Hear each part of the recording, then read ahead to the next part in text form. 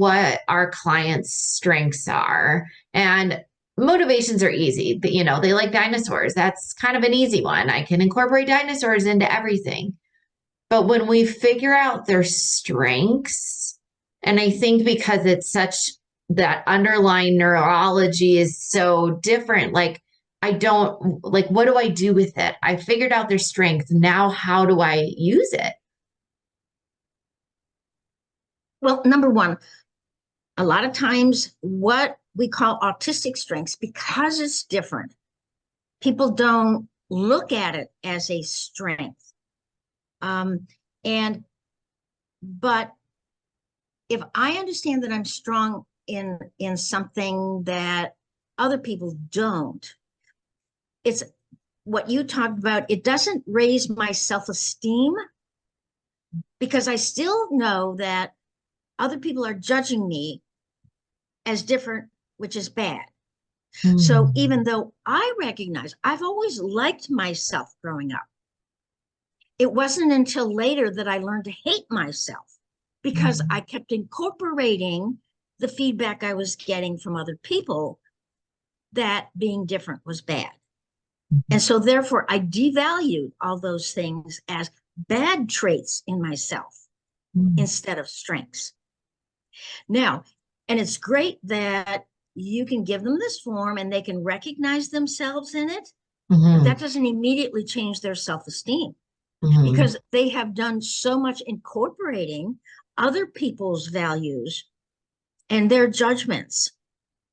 Um, it's the tool that we've developed that helps them when asked the question, how can I use my strength to accomplish what it is I want in life, the goal that I'm working toward? That's when you pull out that form and you say, Mhm. hey, here's a list of the things you do well. Your brain works well in these areas. How can you use these? Let's pick and choose one that I think would help you get to your goal. That's where you're going to use this information.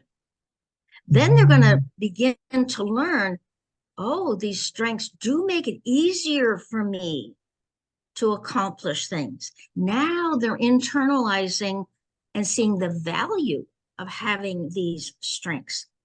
Now, and I know Mhm. you've met and had autistic children who say, I have superpowers because they have learned and accepted their strengths as superpowers. And they recognize that those powers get them what they want. Mhm. If you've got a client that doesn't see themselves as having these strengths as superpowers that work for them, you're going to have to show them how they can use Mhm. them. Um, so when you're troubleshooting and you're saying problem solving, what are the solutions? You may offer solutions from your perspective, but I would pull out that sheet again and say, okay, from what works well for you, your strengths, how might you use them? And one of the strengths autistics have is the fact that we are very creative problem solvers. Mhm. And so we could then immediately look at one of our strengths and say, if I did that this way, instead of the way you suggested, I could bet I could do it faster and easier because it makes sense to me because it's easy for me. Yeah, Okay. Do you see how what you're going to do with that information now? definitely. And I think especially with the form that's more for level one kids and adults, I think about a lot of times the goals that they have are, especially my teens or my young adults, the goal is to get a job. The goal might be to gain friendships or or to be more independent. And so I would say those are the three main goals that I hear. And so what I'm hearing is when they identify that goal, which is a whole nother can of worms when we talk about what are your goals? And, my clients say, I don't know. We have to start there. But if they know their goal is to get a job, pulling out that form. And again, I think pretty literally. So are you saying when I pull out that form and their goal is to get a job, we might talk about, oh, you have a strong sense of justice. How is Mhm, that going to connect to possibly the type of job that they might mhm, seek? mhm. Awesome. Great. And even for your levels 1 and 2, um, you're going to have to do the interpreting in terms of if they recognize that they have a strength in that area, i.e., they agree with you when you say, does this describe you?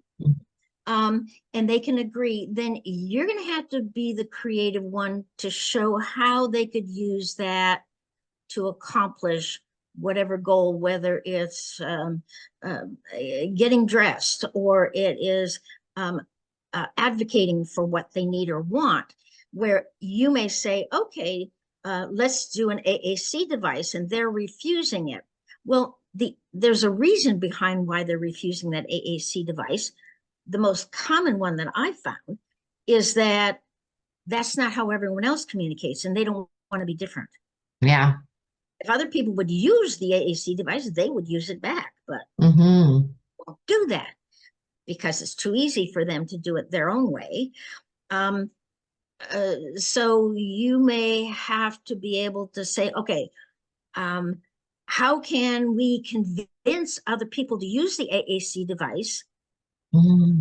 so that because you know how to use it, but you don't want to use it because that's not what they're doing.